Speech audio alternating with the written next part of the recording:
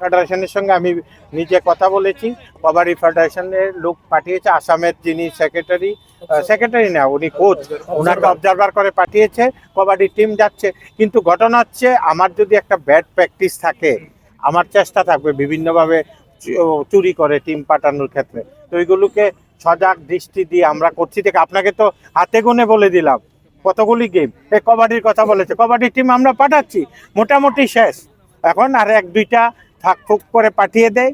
কিভাবে পাঠায় এগুলির সঙ্গে একটা বিশাল স্ক্যান্ডাল জড়িত আছে, তদন্ত আছে। আপনারা জানেন যে কিছুদিন আগে যখন ইন্ডিয়ান অলিম্পিক অ্যাসোসিয়েশন এখানে টিম পাঠিয়েছিল, যে এডক কমিটি ছিল, ওই এডক কমিটির রিপোর্টে কিন্তু স্পষ্টভাবে আমি যতটুকু জানতে পেরেছি সিবিআই তদন্ত দেওয়ার জন্য বলেছে যে এই ঘটনাগুলি একটা বড় ধরনের স্ক্যান্ডাল ঘটে গেছে। ত্রিপুরার খেলোয়াড়রা, জনজাতি যুবক থেকে আমাদের সমস্ত যারা প্লেয়াররা আছে সবাই বঞ্চিত হয়েছে আমাদের বিগত দিনগুলিতে।